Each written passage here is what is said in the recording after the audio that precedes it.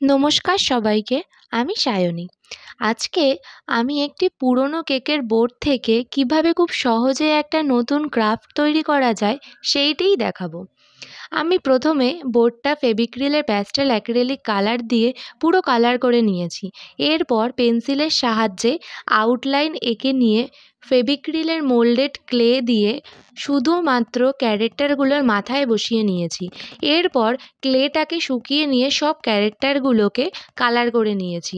এটা আমার moulded clay নিয়ে করা প্রথম কাজ।